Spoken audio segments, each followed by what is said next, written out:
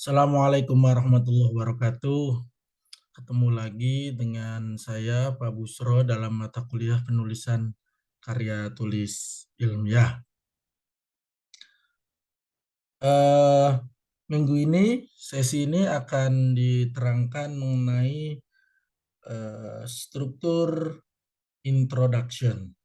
Setelah di minggu sebelumnya kita sudah belajar menggali data, mencari data, dan menampilkan data, itu nanti kita pakai untuk hasil dan pembahasan nantinya. Draftnya itu sudah teman-teman kantongi di minggu sebelumnya.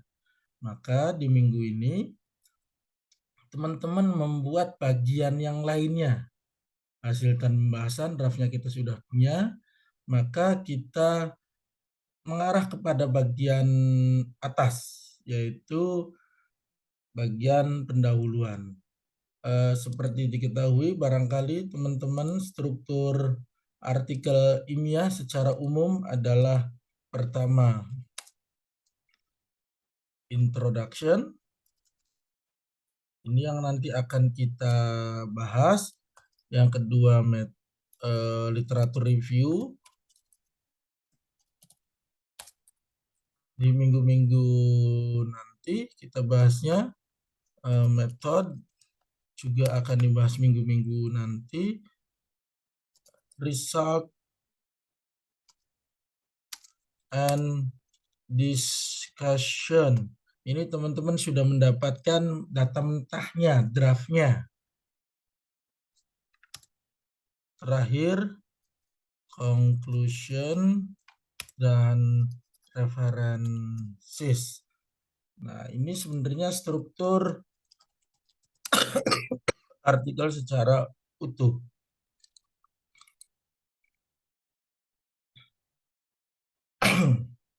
Struktur artikel secara utuh ya. Minggu ini adalah kita membuat bagian yang atas ini, introduction ini. Maka ketika kita nanti membuat introduction harus nyambung dengan data yang sudah teman-teman cari di bagian kemarin, di minggu kemarin itu. Itu data itu untuk membuat result and discussion. Introduction, jika dirunut, isi paragrafnya itu berisi fakta sosial, fakta literatur, penegasan novelty, dan tujuan. Itu isi-isi paragraf dalam bagian introduction. Ya. Pertama adalah bagian dari introduction itu berisi fakta sosial. Fakta sosial ini adalah kenyataan atau fenomena yang mendasari kenapa teman-teman melakukan penelitian yang kemarin sudah dilakukan ini. Jadi langsung fokuskan saja pada fenomena yang mengarah kepada keyword yang teman-teman cari. Misalnya minggu lalu pada pertemuan sebelumnya teman-teman mencari dengan tema bibliometriknya itu radikalisme.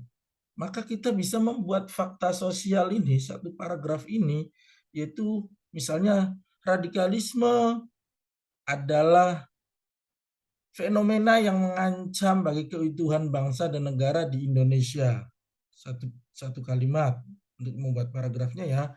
Paragraf keduanya adalah banyak kejadian di Indonesia ini yang dilatar belakangi oleh fenomena radikalisme.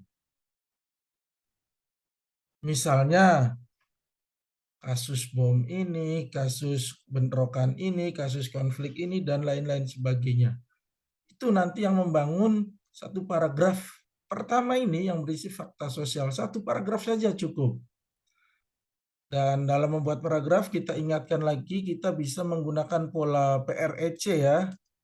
Ini adalah pola membuat paragraf, yaitu bahwa satu paragraf itu terdiri dari poin, reasoning, reason, example, dan C, conclusion. Satu paragraf itu kalau bisa semua unsur ini masuk, maka kalimatnya akan bagus, paragraf-paragrafnya akan bagus. Kembali lagi, fakta sosial itu adalah fenomena-fenomena yang belakangan ini terjadi, yang mendasari, yang mendukung adalah adanya riset kita itu. Maka keyword-keyword teman-teman itu bisa langsung dihubungkan dengan fenomena-fenomena ini, dan dalam membuat paragraf gunakanlah teknik seperti ini. Contoh, ada lagi teman-teman yang lain yang meneliti tentang Al-Quran digital misalnya. Kita bisa membuat di sini, di poin ini adalah teknologi banyak mempengaruhi kehidupan. Salah satunya kehidupan beragama. Nah, ini poin, itu kalimat pertama yang menyusun paragraf, kalimat inti dalam paragrafnya. Ya, nanti dalam paragrafnya nggak usah ditulis ada poin. Itu hanya identifikasi untuk memudahkan saja dalam penyampaian mata kuliah ini. Buat kalimat kedua yang mendukung poin ini, buatlah contohnya apa saja, misalnya teknologi yang mempengaruhi kehidupan itu dan kesimpulannya. Contoh yang sudah dilakukan oleh orang lain, jadi tulislah seperti apa yang sudah orang lain tulis, gitu aja. Nah, contohnya ini ada beberapa artikel. Ini ada fenomena Londo Iha di Muslim Monta. Kita lihat paragraf pertama dari tulisan ini. Paragraf pertama ini fakta sosial. Penulis itu mengawalinya dengan informasi bahwa Londo Iha adalah praktek dari masyarakat. Kita translate aja deh biar memudahkan.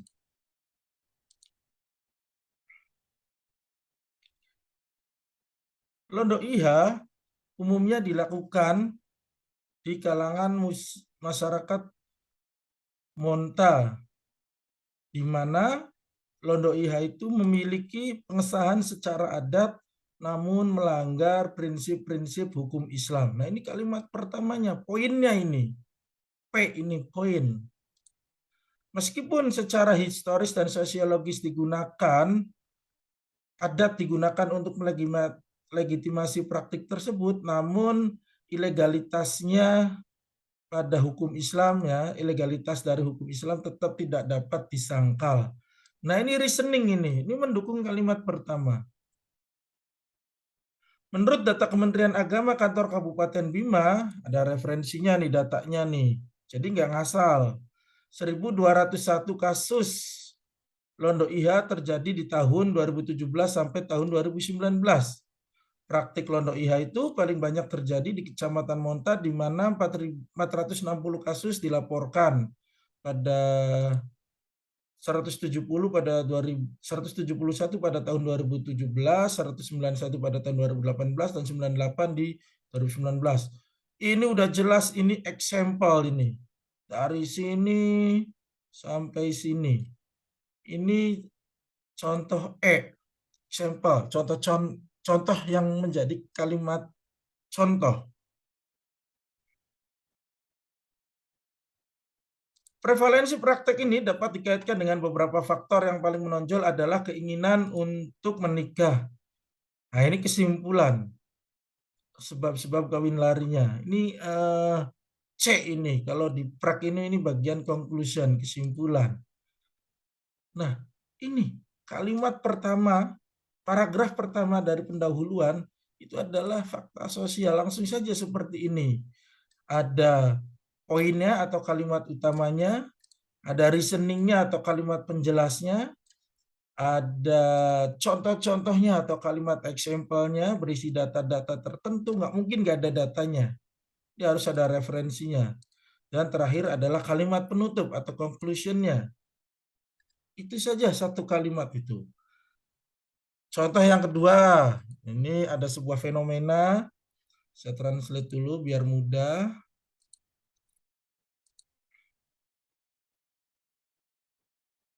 Ada sebuah fenomena perayaan Hari Asyura ya.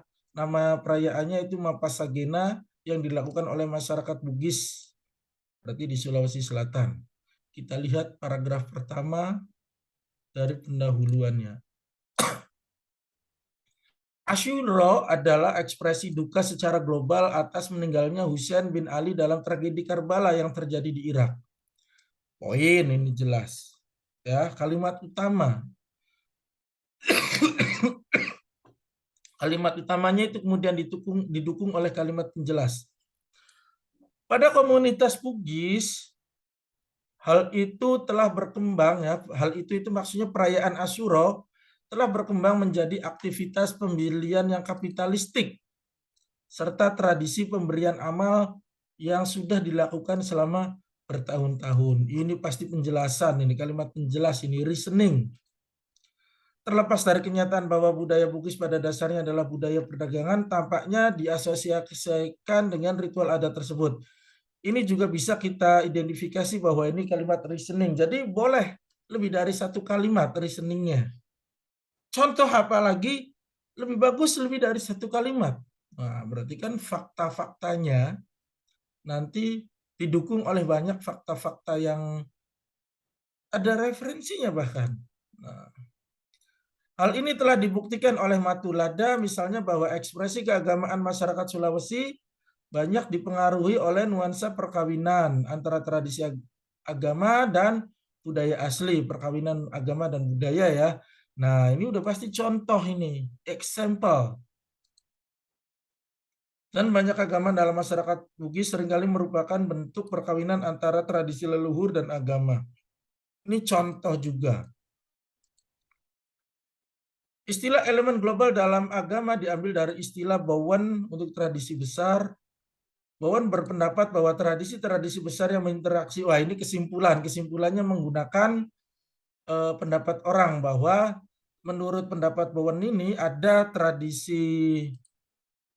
ada fenomena yang tadi dikatakan di contoh ini sebagai fenomena ini. Nah, itu berarti contoh kesimpulan ditutup dengan pendapat seseorang itu nggak apa-apa. Ya, kesimpulan dalam kalimat ini. Satu lagi deh contohnya ini ada contoh ini sama kajian bibliometrik ya.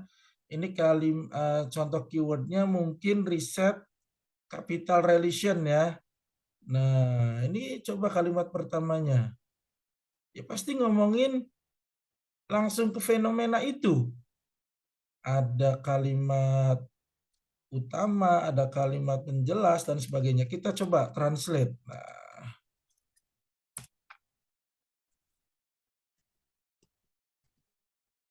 kita coba dulu. Ini kira-kira contoh yang tepat atau tidak. Nah, ini paragraf pertamanya ya. Pemindahan ibu kota ternyata. Proyeksi relokasi ibu kota baru Indonesia mendapat respon beragam dari berbagai sektor. Ini ya, pemerintah, legislator, pengamat, masyarakat, dan lain-lain. Ini kalimat utamanya, ada referensinya kebetulan. Bagus.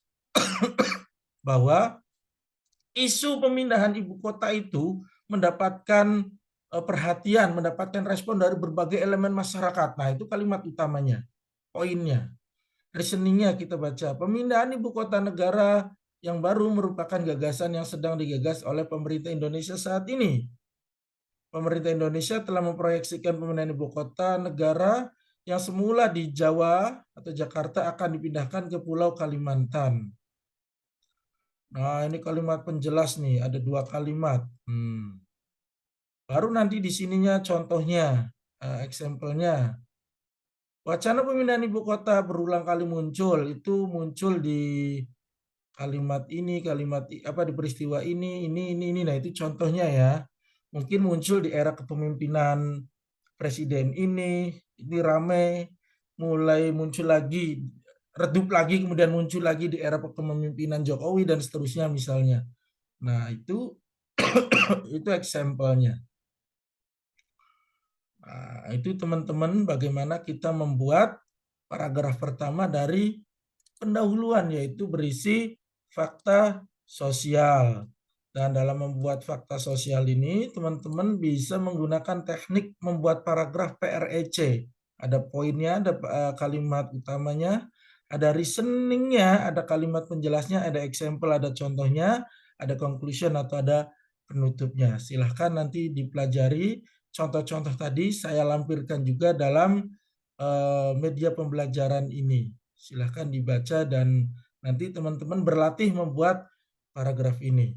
Terima kasih telah menyimak paparan sederhana ini. Untuk hal-hal lainnya nanti bisa ditanyakan di forum diskusi. Assalamualaikum warahmatullahi wabarakatuh.